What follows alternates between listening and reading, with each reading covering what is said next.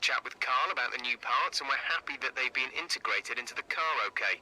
With any luck, you'll be able to feel the improvement, so give them a try. Hello everyone, and welcome back to another episode of Career Mode, and we have some very interesting news about our rival team Red Bull Racing today, and that is that they're not happy with the performance of Pierre Gasly, and we've been offered a contract with Red Bull if we can beat Pierre Gasly in this race. So Red Bull all the season have obviously had a faster car, but neither driver have really done anything magical with it, so they're hoping a new driver lineup might be just what they need to get back in a championship fight. Alright, so here we are, potentially for the last time with Racing Point, but we will find out at the end of the race if we are ahead or behind Pierre Gasly. As you can see, we have that rear wing upgrade that should balance out the car completely now, front and rear, and now thanks to that we should be able to focus on the chassis side once again. But looking at the weather, we have a little bit of rain towards the end of qualifying, so that could make things very interesting. But we'll have a quick look at the R&D and the new upgrade that we have to the rear wing. And as you can see on the right hand side, we are actually in a fairly decent position on the aero department side. We're 5th on the list, which is pretty good. So yeah, it's really just the chassis that's lacking the most now. We're right at the bottom of that. Looking at everyone else's trajectories, look at Williams. They've been upgrading like mad people. But anyway, let's get into qualifying and see how the weekend unfolds.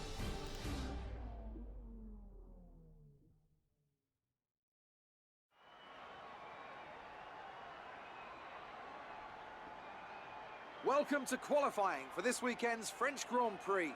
The teams are making their last-minute adjustments before the lights go green, and the fight for pole position gets underway.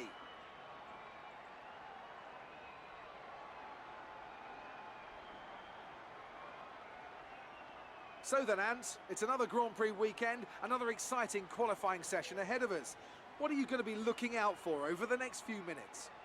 The first question is going to be who can avoid making mistakes. There isn't much margin for error in qualifying, and you have to bear in mind that the track conditions may have changed since practice, particularly as we've had a few support races in the meantime. If the brake bias settings, for example, don't take this into account, it's extremely easy to lock up a front wheel and cause a flat spot. Just like that, your lap's ruined, and you've wasted a set of tyres to boot.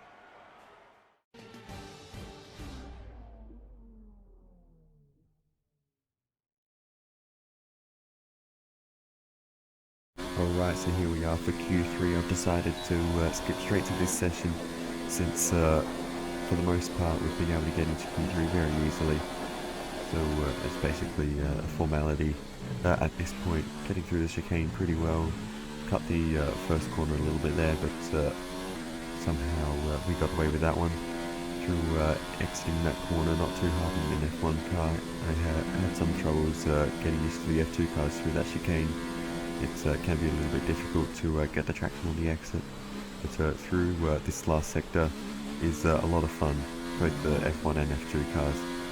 If you get it just right, it is really a really cool piece of track. But anyway, through this last corner, in the previous game I had a lot of trouble getting the car back to the left hand side of the road for the final corner. But in this one, in this lap I just missed the apex of the final corner, and I turned in a bit late, but finished the lap. We're very happy with that position. Well done. And we get P4, so that's actually a really nice qualifying effort.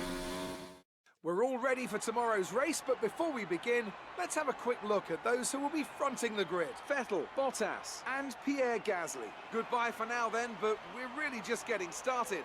Make sure to join us again for Lights Out tomorrow.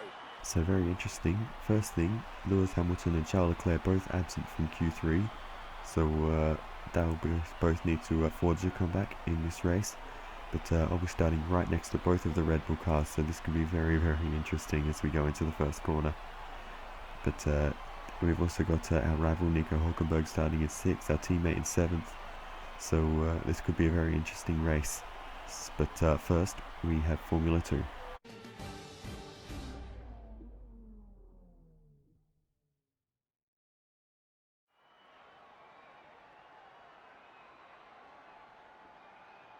We're here at La Castellet, and it looks to be a thrilling event ahead of us. The drivers are making their final preparations, and in a very short time, we'll be starting today's race.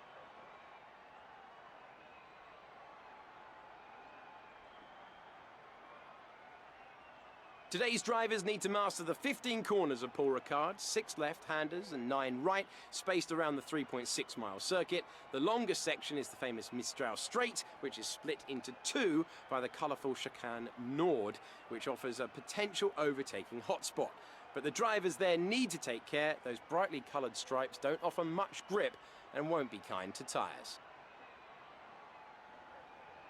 I'm not the only one sitting here today who's looking forward to today's race. My friend and ex-GP2 champion Davide Valsecchi next to me is already on the edge of his seat awaiting the start of the event. How's it going today? Hello there, Alex. I'm great, thank you. Here are the starting positions for today's race. Roberto Merri leads from pole position, with Alexander Albon starting alongside. Looking down the rest of the grid, we have Markelov, Norris, Nurey Fukuzumi, Ansete Camara, Russell, Makino, Aitken, Nick de Vries, Boccolacci, Delatraz, Antonio Fuoco, and Giotto, Galeo, Gunter, Lorandi, and Nicholas Latifi. Maney and Nico Kari completes the grid. And with lights out just moments away, it's time to go down to the track.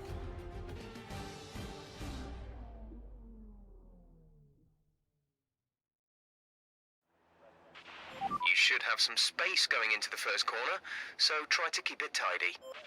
Alright, thanks Jeff. As you can see, there is some rain about half an hour into the race, so we need to go from dries to inters to dries in this race. In the middle sort of stint, but we'll see how the rain plays out in reality as we go now to 5 red lights for the feature race here in France. 5 red lights are on, lights are out, and we are underway, and it has been an absolutely dreadful start by me. From pole position, Albon has gone straight past on the right hand side, and Markelov's at the inside, Norris to the outside. We're 3 wide going into the first corner. Can we get through without any damage? Markelov cuts the corner a little bit there, as I think we made a little bit of contact with Norris on the outside, but somehow we get through without damaging our car, and we maintain P2 through the first section of corners, and we are right behind Albon once again. So we've made the best of a bad start with a bit of late braking, but that I need to get these starts sorted in Formula 2 cars. I just don't really know how to get them off the line. F1 cars are fine, it's easy, and I can get starts as good as the AI, but the F2 cars, I just cannot start them. But anyway, I was right behind Albon, went wide a little bit. But anyway, we move on to the start of lap 2 now, and we've got Ron and Albon going to the outside of the first corner. We're side by side going into the first corner, trying to outbrake him around the outside, but the grip and the space just runs out, and we can not complete the move there. So we have to look for another opportunity, so we move on another lap now, and we're going to try to make the move once again. We're looking to the inside, but it's just put up the fastest lap of the race so far. covering off that quite well, so we go to the outside, try to outbrake him around the outside once again, and this time we find the grip, go all the way around the outside, and take the lead of the French feature race. I was going to say Grand Prix, that's not what this is. Oh, this is Arjun Maini, and he is out of the race with a mechanical failure in his Trident car, so not the start to the weekend he needed. But anyway, we move on, and Albon's got to run at us on lap 4, heading towards the chicane, and he gets that move done quite easily, as he had the DRS assistance there. So we're just going to try to get a good exit, maybe get a run in towards the high-speed right-hander here, and we actually do. We have a run, and we've got to see if we can do anything with it. We're so close behind him, but we're just not going to have the run, and we actually bump him a little bit there. That was awkward. Could see him sliding there, and yeah, that has damaged our front wing a little bit, and that could affect our chances throughout the rest of the race, as you can see the understeer there already. Rain is forecast in just over 10 minutes time. Rain in 10 minutes. Alright, thanks Jeff. Rain in 10 minutes, so it is coming, which is very good to hear, because this front wing is getting harder to deal with. As you can see, I've dropped off with Albon, and Lando Norris is now right behind me. So I've just been trying to defend and hold him off, running very wide on that corner there. And we move on to lap 14, and the rain is here. And I think we'll get a new strategy in a minute. A new strategy is available on the MFT. There it is, to go into the wet tyres. Okay, copy that. as Lando Norris passes us on the inside towards the chicane. I'm going to try and outbrake him around the outside and hold the line there, but he actually hits us there, and we go completely off circuit. But I don't know what happens on Norris. I think he may have spun around as we're struggling to even get out of that corner, out of the chicane. It's very, very slippery. Here's the onboard, and you can hear the lock up there from Norris. That was just a mistake from him, and that has cost him a lot of time, and a couple of positions as well maybe. But as we go towards the flat-out right-hander, the DRS is disabled now, and you can see George Russell is trying to get past and try to defend a little bit there, but there's nothing I can do. This broken front wing, the slick tyres in the rain, it's the ultimate bad combination, and yeah, this just is not going very well for me right now. So eventually we crawl around to the pit entry and get on the brakes, try not to speed into pit lane. Very easy to do in the rain, and Norris hits us, and we do speed into pit lane. We would have stopped in time otherwise. Here's the onboard. There was no way Norris was stopping for that line. He was obviously maybe a bit angry about the collision before, but Luca is in the pits. Luca we in the pits. now have a front wing change and a time penalty to deal with, as Kyoto's in the pits there, double stacking behind me, and the front wing change was going to really affect him almost more than me. And now it's getting worse because we're being boxed in by the cars going past, so we're losing another 2 or 3 seconds, that is. So this entire pit stop cycle has cost us about 20 seconds in total, with the front wing change and getting blocked in, the penalty to come. It's a major impact on the rest of the race now. Pit strategy complete. See these tyres through to the end now. Alright, thanks Jeff. I will see these tyres through for as long as we can, but I don't think they'll go to the end because it looks like the weather will dry up towards the end of the race. So that could make things interesting with the strategy, what tyres people go on to. But anyway, here's the race director quickly, and you can see there that Lando Norris has a warning for that collision with me, but not anything more substantial than that. So get out of jail free card for Lando Norris there. But as we come along the main straight, we pass a whole bunch of cars that were in pit lane, and we're currently in P7 with Sergio Sette camera behind us. But we run a little bit deep into the middle sector chicane, smash one of the signs to pieces, and that has really ruined our exit, so we're fishtailing there now. But anyway, Sette camera is going to have a run at us now on the inside towards the high-speed right-hander, which is a lot less high speed when you're in the rain, and he gets through there. I thought I'd have a little look to the inside of this next very long right-hander, but the way the corner sort of closes up, that gap was always going to disappear, and I just had to let him through on that occasion and live to fight another day. Okay, I think the track will be drying out quite soon. Mind you don't burn out your tyres. Alright, so that's interesting. The track will be drying out soon, so we can get off of these intermediate tyres. I haven't been quite as fast or competitive on the intermediate tyres, and I've just been really trying to hold my position versus the cars behind, which ironically is still Lando Norris. So I think he needed a front wing change as well in that pit stop because he ran into me. So yeah, that has affected his race, but we run wide going onto the main straight, and Lando Norris gets past us just there, and that might be the end of the battle that I've been having with him over the last few laps. But we go for a big dive down the inside, but he shuts the door there, and we had to sort of bail out of the corner a little bit, and yeah, not make that overtake. But we're trying to get a good exit now, and that was weird. And we go to the right hand side to the inside of the flat out right hander, and we just go for it, and we get the move done, but we run wide, and he's going to come back at us on the right hand side, and there's just nothing we can do there. We've just been off road, so I wouldn't be able to make that overtake count anyway. Don't worry about what you're seeing on your screen right now. I definitely didn't overshoot that corner by a long way, and then have to let Lando Norris back past and then almost crash into him immediately after that.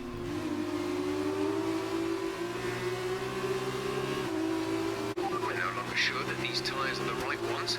It might be time to come in and change. No threat of rain for the time being. Conditions look looking good. Check your MFD for a new strategy option. Understood, copy that. Alright, that's what I've been waiting for, the call to come in to put slick tyres on the car.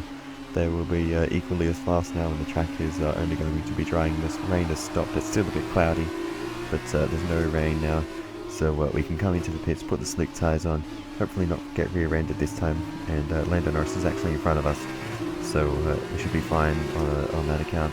But we actually do have to serve the 5-second penalty this time, and we do have cars that are immediately behind us. So actually Lando Norris doesn't pit as we make our stop, and we've been rear-ended again, and we've got another penalty. It was George Russell that time. What on earth is this game doing? Look at that. There it is, speeding in pit lane. And after a collision with Russell this time, he hit us even harder than Norris did. What on earth? I'm not dealing with that. So I experimented a little bit, and I'll just let you see what happened.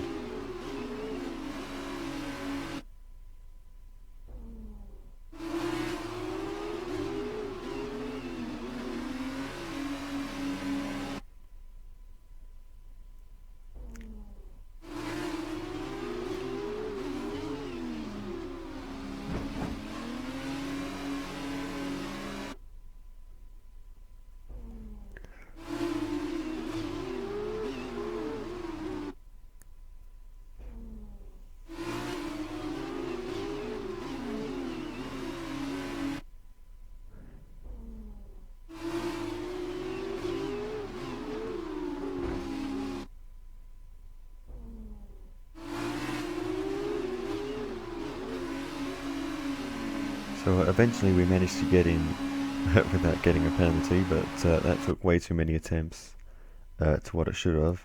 And I looked on the onboard from Russell's car, and well, he tried. He definitely tried. But looking there on the race director, I had to double check just to make sure, and there was no penalty there.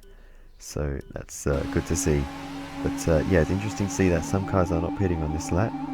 Here's the penalty being served, and race control have enabled DRS again, and actually serving the penalty wouldn't have actually cost us too much time in the end, because if we didn't have the penalty, we would have been boxed in behind the next car anyway that had to double stack. So in the end, that probably didn't really affect our race at all. But anyway, it'd still be good to not have it in the first place, but we would have lost that time anyway. But we continue our battle now, and this is actually Alessio Lorandi who's giving us trouble now. I don't know how we keep finding each other on track. We're normally at opposite ends of the field, but every now and again we just seem to somehow we find each other, and this is one of those times as we try to squeeze him off circuit, and we put the hand up in anger at the contact apparently, but that was clearly my fault there. I just ran him off the road. But anyway, for some reason or another, we always end up fighting with Lorandi. But anyway, as we continue on with this race, we pass a couple of cars in pit lane, but the advantage wasn't as big as I thought, as I decided to use the nose camera, whatever this is.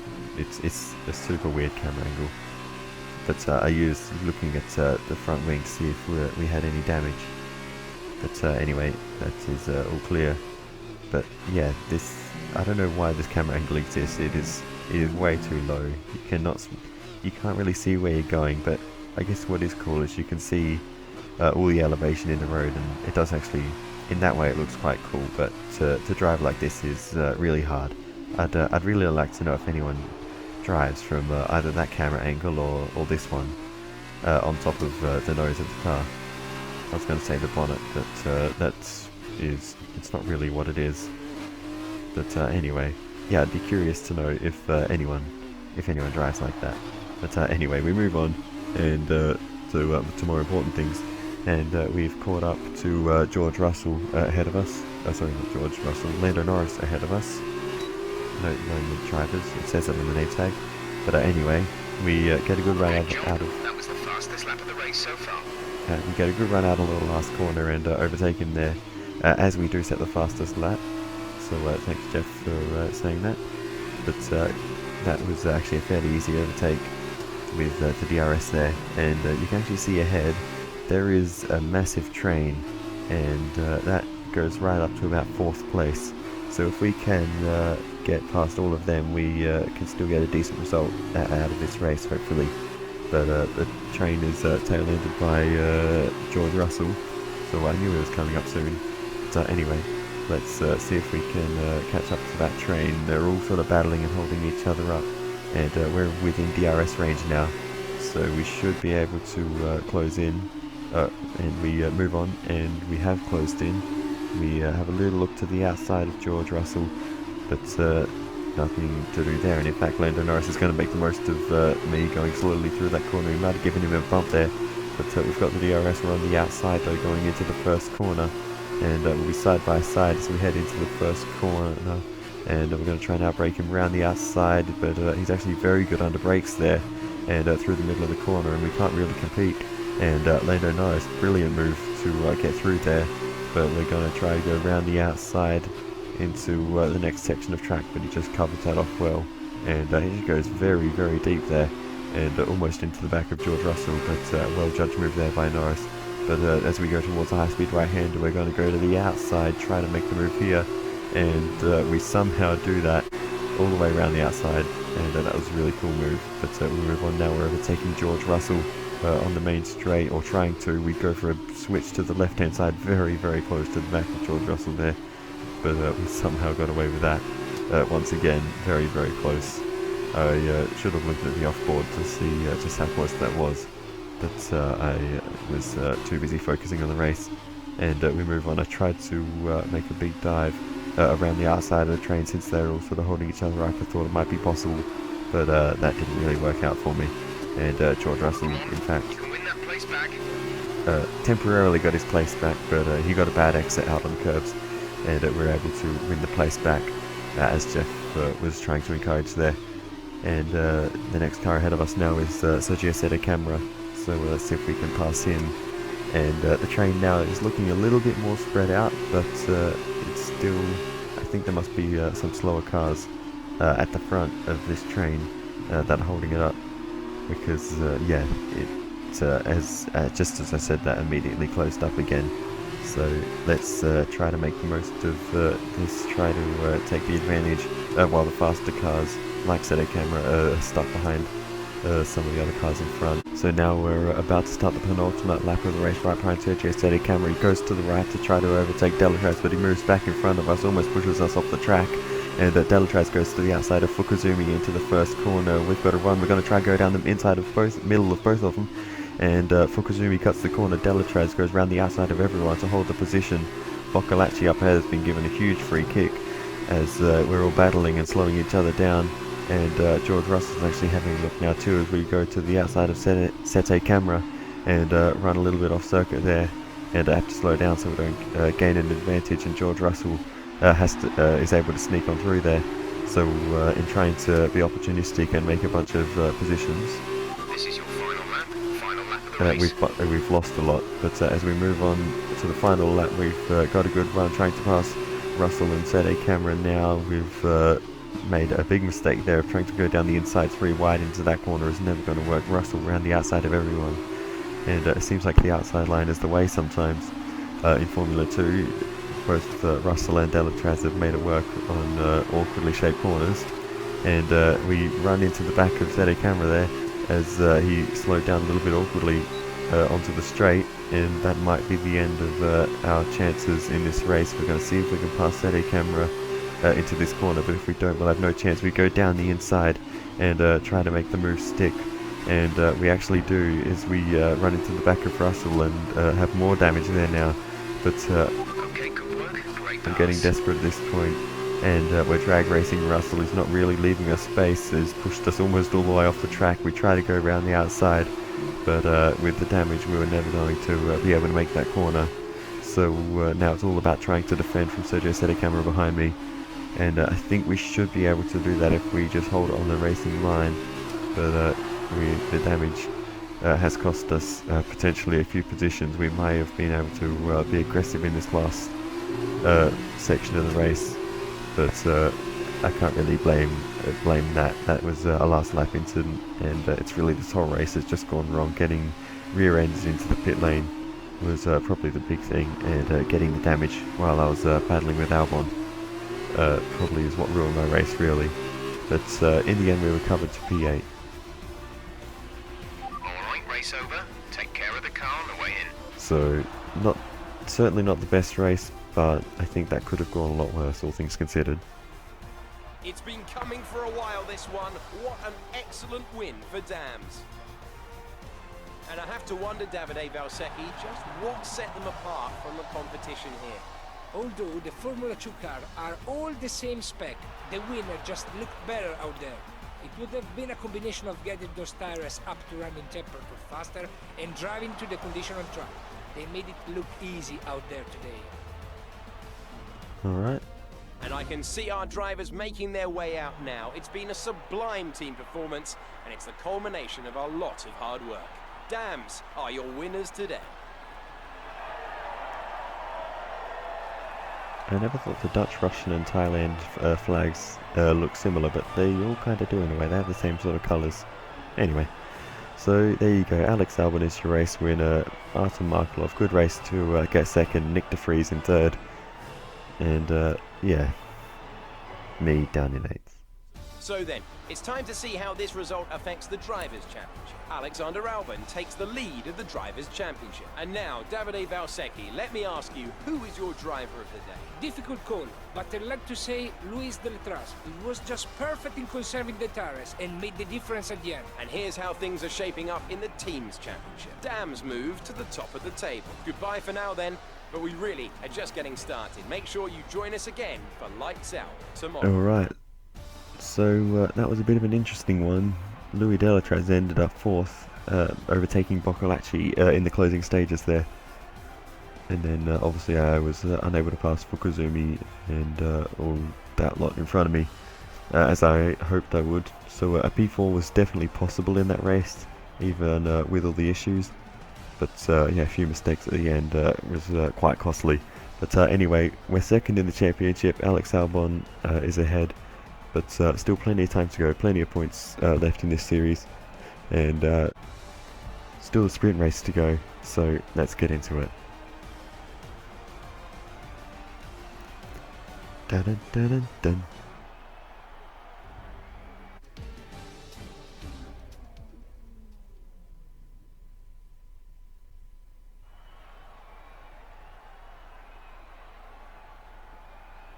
We've reversed the top 8 from yesterday's race to set the grid for the sprint race here today, and the drivers are almost ready on the grid down below.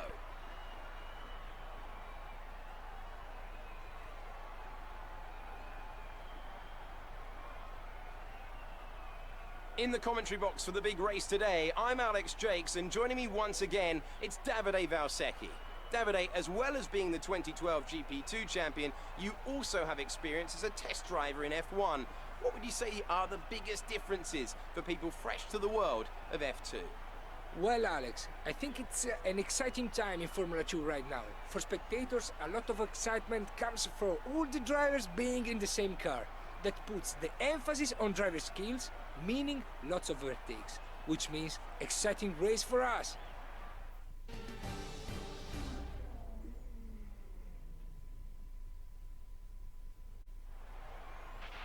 Okay, the run into turn 1 isn't too long, so the pack will be bunched up. Take care. Alright, so there is something interesting about this sprint race, and that is that because everyone used 2 sets of the harder compound tyres yesterday in the feature race, we have a very weird strategy for the sprint race. We can't go the whole race on the one set of the harder compound like you normally would in the sprint race. Everyone probably will have to do a pit stop unless they have saved that set of tyres, but yeah, I don't know, everything's just gone a bit weird. So we're starting on a fresh set of the softer compound and then going to a worn set of the softer compound. It's a very weird situation, because the alternative is starting on half worn of the harder compound tyres a half-worn set of the harder compound tyres, and then going to the fresh, softer compound tyres. But I think I'll go with the top strategy. It says it's faster. Okay, you're in its dirty air. Get past him. Well, that was weird, as we managed to lose a few places on the formation lap. Jeff trying to tell me to get out of the dirty air of the cars in front. Not really an issue. Keep an eye on the lights. The start sequence will begin as soon as the grid is formed. Be ready with the clutch. Alright, here we go then. 5 red lights. And away we go for the French feature race. That's it, that's the one. And it's another bad start for me, unfortunately, and immediately I went to the racing line to try and cover off Russell, but he just got a brilliant start. He was well clear by the time I got there. But thankfully we were clear of 3rd and 4th. We didn't have to go 3 wide into the first corner this time. And we actually got a very weird line through the turn 2, but it kind of worked, and we went to the outside of George Russell, to the inside, and we somehow managed to take the lead there.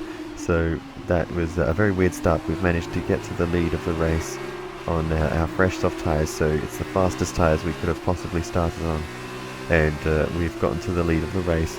George Russell is actually on the harder tyres, and actually you can see there's a whole bunch of different strategies playing out.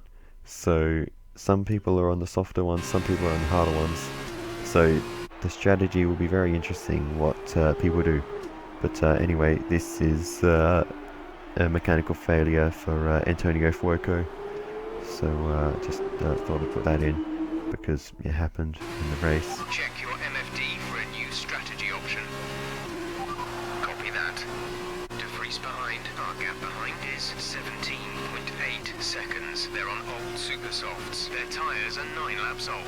We think they've got one more stop. The time last lap was a 1:52.5. We are a lot faster than everyone else. So De Vries is actually the first car not on not on the harder compound, on the same strategy as us. I mean, the first car other than myself on the softer tyres. To pit this lap, so push now. And by the time he got through all the traffic, we gained 17 seconds on him. So we've potentially just been gifted a very, very easy race win in this race, which is why I've cut so much out of it, because literally nothing was happening. So we've cut all the way to our pit stop, and that was fairly clean. Exit now. And we actually get a 5.7 second stop, which is very good for a Formula 2 pit stop in this game. Normally they're 6 seconds or maybe just over, in my experience with this team. But anyway, as we exit pit lane, there's other cars going past, so we may have to overtake them depending on the strategy, as we have a big wobble towards the end of the first sector, trying to get the tyres up to temperature still, and Louis Delatraz and Fukuzumi both get past. But we don't get a bad exit onto the straight somehow, and we've got the DRS on Fukuzumi, who's got it on Delatraz, and we're going to try to go to the outside here. Can we make it work? Down the outside into the chicane, cut right across in front of him, make sure there's no chance of him holding that position. That was a bit aggressive, I will admit, as we snap the car trying to get through the second part of the chicane, and we can't quite get a run on Delatraz into the high-speed right-hander, but we go all the way around the outside, and that was a move and a half to try to pull that off, and we just about stay on the road there, trying to leave room for Delatraz, who's still on the inside there, but we get that move done ahead of Delatraz now. A little bit risky around the outside, but we make it work. Great work. That's a new fastest lap for the race. Russell is ahead of you. Okay, gap ahead is 5.1 seconds. You're sat in P2. Russell ahead. Our gap to the car in front is 2.4 seconds. As you can tell by the radio there, we've caught up to George Russell, and we go round the outside out of the final corner, heading towards the first corner. Good job. Nice overtake. Cut him off, get back to the racing line, and run a little bit deep, but we get that move done, and we have taken the lead of this race ahead of George Russell, who's trying to stick it out on his harder compound tyres, which I assume maybe he saved. Maybe he went into the softer tyres in the last race. I didn't actually look, or maybe he's just not as worn as mine. I'm not sure. The strategy is just so confusing in this race. I just cannot follow what they're all doing. but as I completely lose the car there, he actually gets back past us, so I am making this race a lot harder than it needs to be, and our tyres are going to fade a lot faster than his, so I need to catch up. And now that we've caught up again, we can try to make a move around the outside of the first corner this time, and we may get the move done just before we get there, and he slots in behind and follows us through. Easy overtake there on Norris on that occasion, and I just decided to test out the little chicane bollard things, and they work, unlike in Monza, I've noticed. If you don't know, in Monza you cannot actually make the corners through those little bollards. I don't know what strategy Russell's on. He's in second right now, and he is incredibly slow, so I can only assume he started on worn tyres and is using them for the entire race. They must have nothing left by now. But anyway, we crossed the line for a very easy race win. Great job, you've done everything we wanted today. Yeah, that was... So, not the best driving, but they were so slow. Brilliant stuff from Campos today. What a superb victory. Tell me, Davide, what was the key to this success? I think this race was won thanks to the tire management. You have to remember, it's not just about going as fast as you can. It's about consistency. It's about maintaining your speed over an entire race distance. So being able to keep the lap time competitive while still respecting the tires, that's where they won today.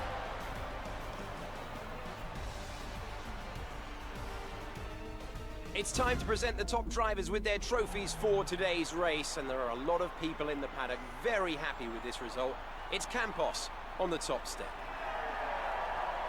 I just noticed in that cutscene that Roberto Merri has a logo, so not a logo, like a little tribute thing on his helmet for Jules Bianchi, which is pretty cool. I guess that must be from when he raced with Mano Marussia. But anyway, I thought that was a pretty cool little thing I just noticed. And now let's take a look at the drivers' standings. Roberto Merri takes over the lead of the Drivers' Championship after that excellent result. Now then, Davide Valsecchi, who would you say was your driver of the day? Probably Lando Norris. You know, strong pace, good work with the strategy, just a very complete drive, I think. On to the teams then. Campos moved to the top of the table. There will be plenty more twists and turns to come this season. I hope you'll join us at the next race when Formula 2 returns. So I'm not really sure what to say about that. I think the rain coming in the middle of the feature race kind of broke the game a little bit, and the AI didn't really know what to do with the strategy, whether they were trying to do a whole race on half-worn tyres, or I don't know what they were trying to do, but it wasn't working for them clearly. And yeah, De Vries, by the time he got through all the traffic, I think he was the first on my strategy, but it just didn't really work for him. He had too many other cars to try to deal with. So yeah, I'm not really sure what to think about that one. So we'll just ignore it and get straight into F1. Welcome to Le Castellet as we return from across the Atlantic for the 2019 French Grand Prix. Reintroduced to the Formula One calendar just last year after an absence of almost 3 decades. The circuit Paul Ricard, where racing legends such as Alain Prost gave us some Turn 1 excitement before Valtteri Bottas and Sebastian Vettel and a commanding victory from Lewis Hamilton gave us a brilliant race last year. What, I wonder, will it have in store for us this season?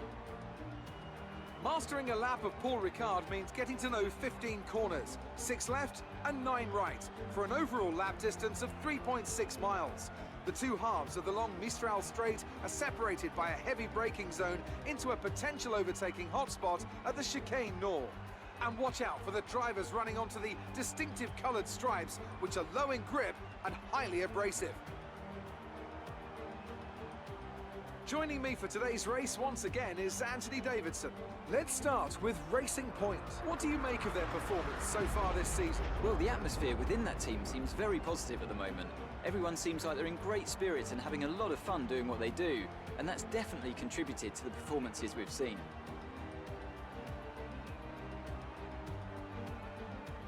Let's run you through the driver grid order for today's exciting race. Sebastian Vettel will start on pole. Fantastic qualifying from the multiple world champion. And it's Valtteri Bottas that completes the front row. As we continue through the rest of the grid today, we have Gasly, the scientist, Max Verstappen and Hülkenberg, Perez, Grosjean, Butler and Lucas Faber, Hamilton, Norris, Charles Leclerc and Albon, Ricciardo, Kvyat, Kimi Raikkonen and Antonio Giovinazzi. Russell and Robert Kubica takes the last spot on the grid. And now it's time to head down to the track.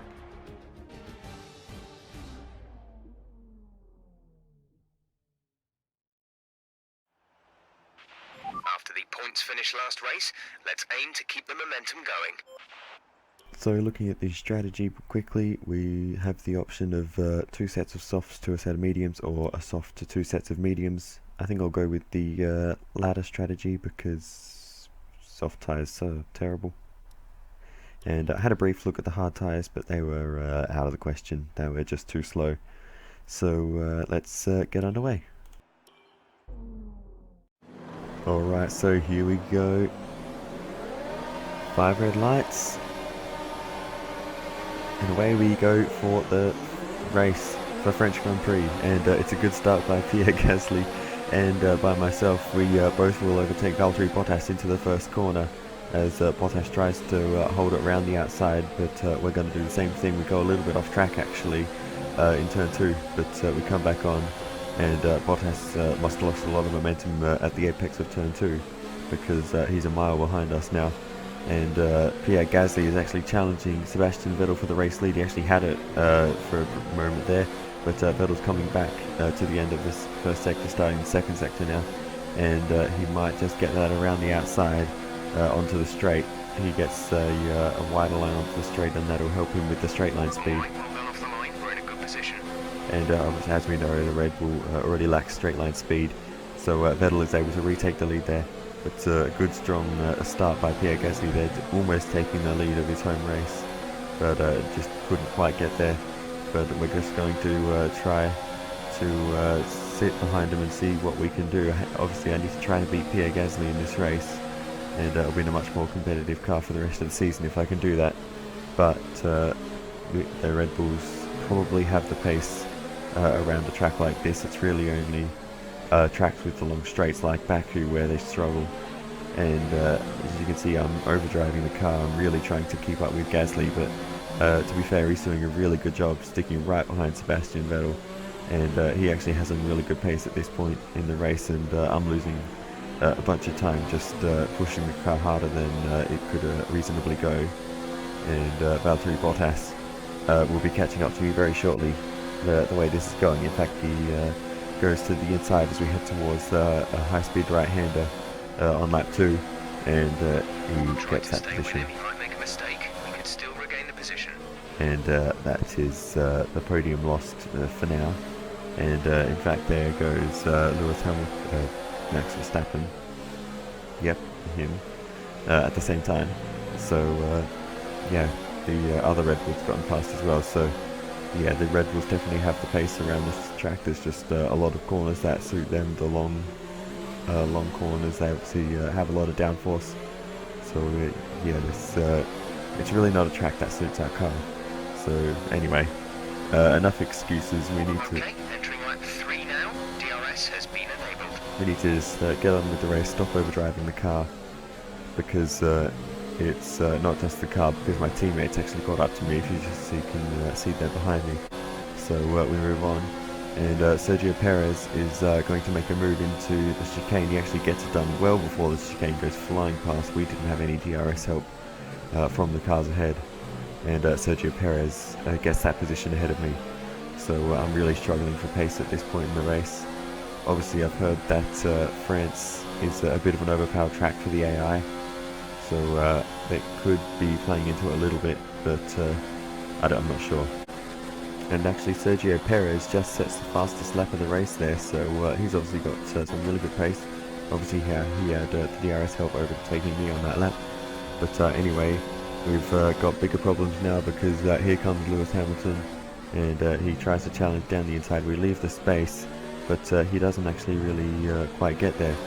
so we're going to hold on for now. Just about squeeze him off the track, just there, as he was trying to hold on around the outside. I didn't expect it to still be there, and now he's being challenged by the cars behind him. We've been let off the hook for a moment. P6, we have P6. Sergio is ahead of you. Okay, gap ahead is 2.7 seconds. They're on old softs. Hamilton is behind you. Less than a second separate you. They're on old softs. Okay, gap to leader, 5.4 seconds. Pit window will open in 3 laps time. Pit window opens in 3 laps. 48 laps to go. So that was a bad time for a long radio message there, but Hamilton's gotten past us. As you can see, we're challenging him back down the inside of the flat-out right-hander, and he lets us through there, and we're able to retake the position ahead of Hamilton. Pit window is approaching, so I'm just going to go in now a little bit early, but I've had enough of these soft tyres, and I'm going to try and switch to the mediums now, and we will hopefully be able to make something of this race on the medium tyres. The softs just were not working for me, so we'll come into the pits, put the mediums on. Hopefully we'll have a good stop. There's no one else in pit lane, so we won't get held up in traffic, and Go now. 2 seconds flat, so that's pretty good. And we will come out in a bunch of clean air. We'll be able to put in a couple of good out laps, and hopefully Okay, you only have to stop once now. 1 stop left. hopefully we'll be able to put in a few good out laps, and hopefully jump a few cars that are ahead of us. But anyway, we move on. We've passed Devin Butler and Lucas Faber, who seem to be on a bit of a different strategy, earlier pit stop than everyone else. But anyway, we move on, and that is Alexander Albon on the right hand side of the road back there, out of the race. But as we go past pits again, there's another whole bunch of cars in pit lane, including Max Verstappen. So we've jumped in, and we move on to the next lap. There's a whole bunch of cars in front of us, most of them pit other than George Russell, and that makes my life a lot easier. A lot less cars I have to overtake, but as they emerge out of pit lane, that's Gasly. We dive down the inside, and temporarily we have overtaken our rival for this race, but he gets us back almost instantly. He makes a really nice move around the outside of George Russell into the next section of the track. We have to follow him through. We dive down the inside of George Russell, barge him out the way a bit there, but to be fair, we were a long way. Right, we need to get past here. Use overtake. Use overtake. We were a long way alongside. He just The turned car in. behind has come in. They're now on the soft tyre. Softs on the car behind. And as the rest of the field make their stops, we are up into P5, but battling away here with Lewis Hamilton, and Okay, we lost the position. Try to keep focus. he demotes us to position 6. And there's actually still more cars ahead that need to stop, including Danny Kvyat up there, who may or may not play into this battle, but right now he's holding up Hamilton for me. So that should hopefully help me out. It's actually defending there from Hamilton, so that's interesting to see. But neither of us can make a move at this point, but you can see how much time Hamilton's lost. We go for a move around the outside into the second last, now into the final corner, but couldn't get on the brakes too late there, otherwise we would have T-boned Hamilton as Kvyat made his pit stop. But we move on, and we're battling away now with the Ferrari of Charles Leclerc, who has to come back into this race like Hamilton, and we almost tried to fight back there, but we were never going to be close enough. And the next car behind us is the other Red Bull of Max Verstappen. So if I can't beat Gasly, I want to at least beat Verstappen. I've got the track position, so I can try to defend the position. But he goes to the outside towards the chicane. We just about push him off the road there, and he locks up actually. That might give us an opportunity. We got very close behind him there through the chicane. We're going to try to get a good exit, which we have done, and we go to the right hand side and see if he is going to push us across. He's not. He's going to stick to the racing line. We go down the inside and take back the position from Verstappen, back up into P6 in this race. So let's see, hopefully now we can hold it as Verstappen tries to come back on the right hand side. So we have to leave him some space there. We run a little bit wide, but the next corner is a very long left hander. He's not going to be able to hold it around the outside there, and we manage to hold on to the position ahead of Verstappen. So we move on now to the back straight once again, lap 22 now, and as I'm looking back to see what Verstappen and Perez are doing, I completely missed the corner, then missed the third row of bollards. I just couldn't get a turn, didn't think I was going to make it, so I went to the right instead, and somehow we didn't get a penalty for that, as Verstappen and Perez are closing in, so I guess we certainly didn't gain any time. But now I'm making more mistakes, completely missing the next corner, and I think at this point I've got a little bit of front wing damage from the previous battles with Verstappen, and he is trying to go around the outside into the chicane, and he actually gets there to the inside of the second part of the chicane, but we've got the inside for the last part as we head towards the high-speed right-hander, and we get the exit there. Gap ahead is 7.0 seconds. And as we try to defend, we actually block Verstappen, and Perez goes flying through as we had an awkward line, and Verstappen swiftly follows through. And at this point I've had enough of these tyres and the broken front wing, so I'd come in for a pit stop earlier than Perez and Verstappen, and try to get an undercut on them. So in we come, let's hope for another good stop. It's obviously going to be pretty long with a front wing change, but the total time is 5.6 seconds, so yes, quite a long stop, but that's what you get when you change the front wing with more pit stops happening.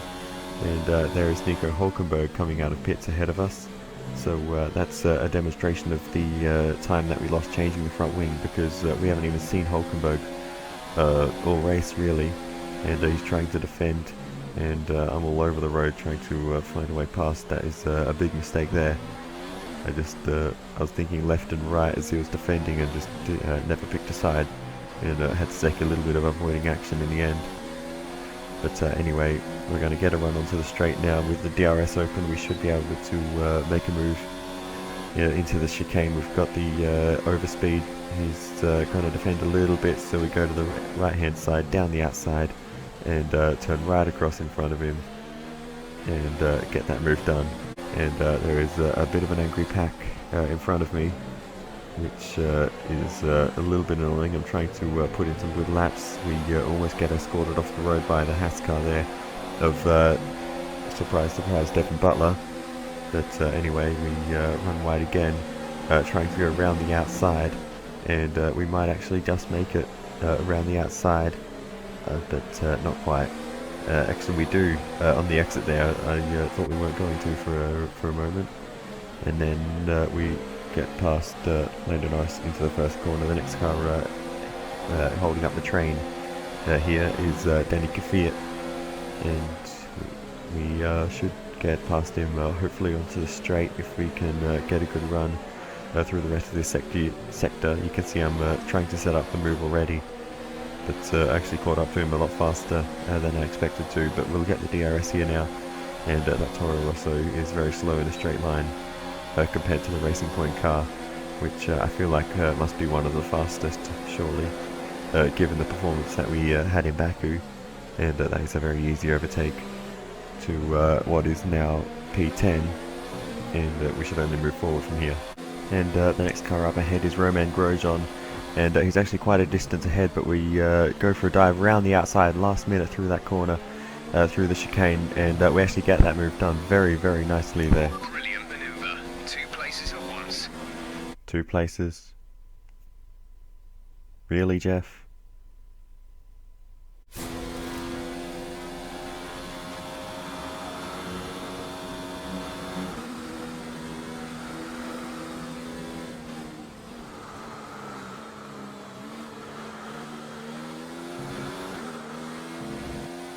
So we move on now to lap 32, and I've caught up to my teammate Sergio Perez, and we're going to try to make a move to the outside of the first corner. It's not normally an overtaking opportunity, but we might be able to get it done if we can get lucky, and he leaves us a space there, and he does so, and we get through ahead of also the Red Bull there as well of Verstappen.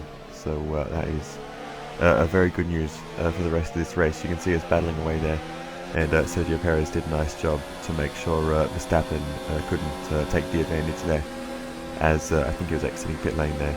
But Sergio Perez comes back at us towards the chicane, but we managed to hold on round the outside maybe a little bit off circuit, but oh well, what are you going to do?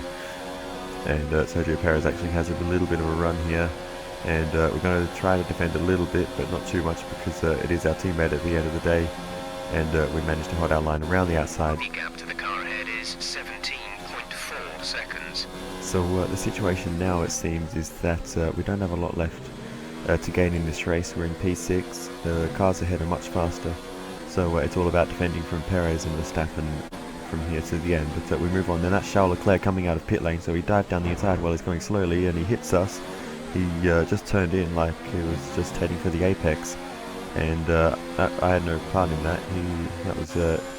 He did that to himself. You can see from the onboard, like, we were just heading for the apex, and he just turned in as if we weren't there. We weren't even, I was going to say we're a long way alongside, but we were ahead. So yeah, I don't really know what he was doing there, but didn't affect him too much. He went blazing past, as you would expect, and it's back to P6 and trying to defend our position from Verstappen and Perez once again. So let's see if we can do that throughout the rest of the race. We're on lap 37 of 53, so still a good chunk of laps left. But actually, as we move on, we're coming back at Charles Leclerc around the outside into the first corner, and we may actually get it done. I don't know what's going on with Leclerc. Maybe he's got a little bit of damage, but Some information on Kvyat. They've got a serious car issue. It looks like they're retiring. and the day gets worse for Toro Rosso, it seems, as we get interrupted there. And this is Danny Kvyat slowing down and retires in a very similar place to his teammate, I believe. So that is a double mechanical failure for Toro Rosso. Absolute disaster for them. But anyway, that is Max Verstappen going up our inside. We squeeze him right to the apex there, and hold around the outside, and get that position back. So it may be a possible P5, but it would take a lot to hold off Charles Leclerc. Okay, we need some energy harvesting. Reduce ERS deployment. And that will certainly not help, as yeah, we've run out of battery power and Charles Leclerc's ahead now, so we might just be resigned to P6 now. But we won't stop fighting. We'll try to keep up, but it's not really the battle with Leclerc I'm focused on. It's this one with Verstappen, and he goes past. We go for a big dive back down the inside, round the outside of the chicane, and we're battling side by side, wheel to wheel, and almost making contact there, but I think we just about got away with it down the straight, and we do just about get away with that, and stay ahead of Verstappen as we squeeze him right to the apex into this long right-hander in the third sector, and we do hold that position. So we move on now, and he's coming back at us once again on the back straight into the chicane, and he's well clear this time, so I can't dive down the inside. So let's see, hopefully we can try to get a good run on the exit. We do have the good engine compared to the Red Bull car, so hopefully there will be something we can do here. We do have a run actually, but I'm not sure if we'll be able to do anything about it. We take a very tight line on the apex there, trying to go down the inside, but he covers that off very well, and there's nothing we can do to overtake just there. So we need to maybe try to set up a move later on, and we move on to the high-speed right-hander again. We seem to always get a good run towards that corner, and we do actually get the move done that time Great maneuver. You made it look easy. at the high-speed right-hander. But we move on once again now to lap 46, and there's still plenty of time left in this race. Verstappen gets through once again as we're squeezing him a long way to the left-hand side there. He covers off, so we try to take a very extreme line, try to get the best exit possible, and we get a pretty nice run out of that chicane into the high-speed right-hander. We go down the inside once again, and we get that position back off of Verstappen at that corner once again. So the battle is just going to continue on. The straight line speed of our car is really helping in this fight with Verstappen. But as you can see, I think he actually got a little bit of damage from all those battles, and it's actually my teammate Sergio Perez who was putting pressure on him there, and now Sergio Perez has caught up to me. We've only got 2 laps of fuel left. And in the closing stages of the race, it's actually Sergio Perez that's causing the problems. Verstappen has dropped right off the pace, I think, with our battles. This is your final lap of the race. We must have made contact at some point. I didn't actually notice it at the time, but yeah, there's a severe lack of pace for Verstappen. But we managed to hold off Sergio Perez for that final lap, and we crossed the line for P6 in this race. That's the end of the race. We'll see you in Parc Fermé.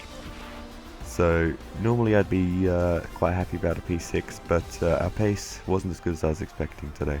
Yes, another historic win under their belts. Well done to the team at Mercedes. What do you think it was, Ant, that gave them the edge over the competition today? Well, I know it's a bit of a boring answer, but the truth is they simply had the best speed package on the day, and a driver who knows how to take advantage of that. It doesn't matter how much time you spend poring over the stats and planning strategies if you can't keep the pace, and our winner today showed they could do both. So after a magnificent race, we can now see the drivers making their way to the podium. Once again, it's the Silver Arrows who take top spot, a well-earned victory for Mercedes.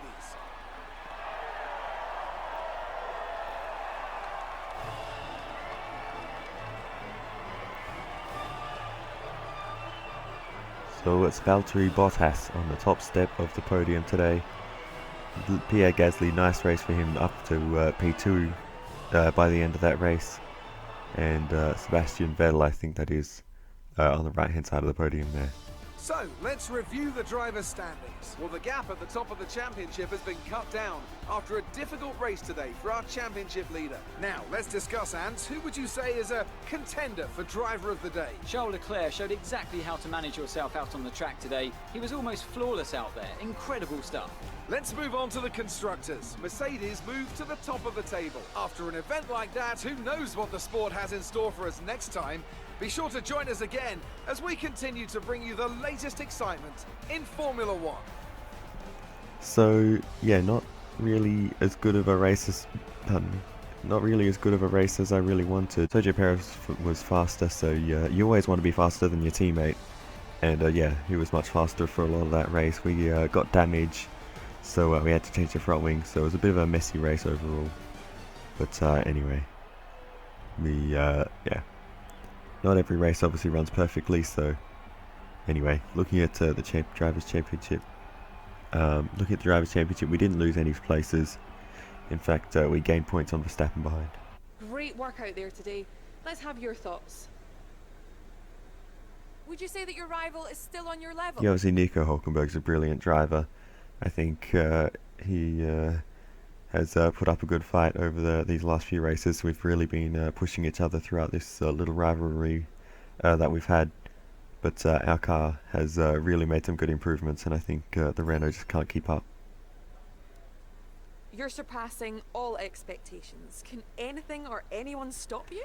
Yeah, well, the way this team's been going, like I just said, the car's been improving massively over the past few races, and yeah, I don't see it stopping anytime soon, as long as the research and development continues at this rate. So talk us through what happened between you and your rival. Yeah, I had a really good battle with Sergio today. It was probably a bit closer than I'd normally want, but yeah, it was a lot of fun. Great. Well, that's everything.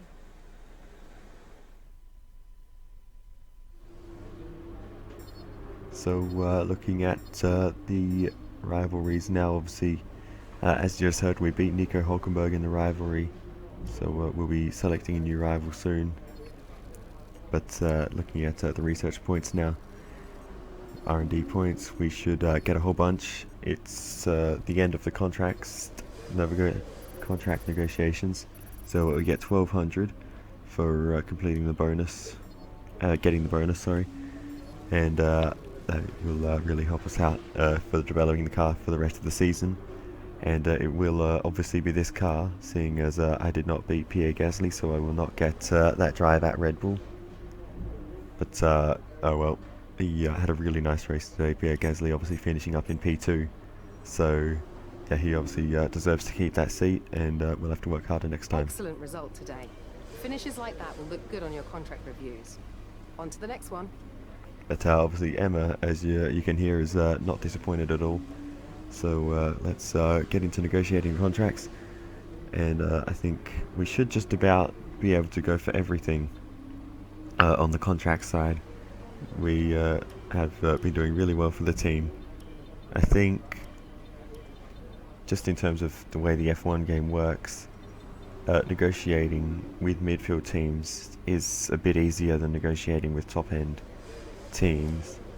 And I think the Racing Point cars kind of generally outperform where the indicators sort of suggest their racing pace will be. So I think as far as negotiating a good contract, their expectations are lower than from the next race weekend. what their expectations will be lower than other teams that might have a similar car. But anyway, that's just a little nuance that I've noticed. But it makes racing for Racing Point pretty makes their contracts pretty good. But anyway, I was looking at R&D now, and there is a lot of work to do on the chassis side. If we want to continue our battle with Red Bull, obviously, you can see in that race we have the straight line speed, but we do not have the cornering speed to keep up with Verstappen and Gasly. So we need to do a lot of work on the chassis side. So I'm going to get some of these department efficiency and quality control and alike, and they will really help us out in future to develop our car. And really I'm focusing on the second half of the season, and really piling on the upgrades then to hopefully try to start season 2 as strongly as possible. And with all of these department efficiencies, we should be able to keep up the pace with the upgrades, and just keep them coming throughout the rest of season 1 and season 2. So anyway, thank you very much for watching this video, and I will see you in the next one, the Austrian Grand Prix, which is one of my favourite tracks on the calendar. So I'm really looking forward to that one. Thanks for watching. Goodbye.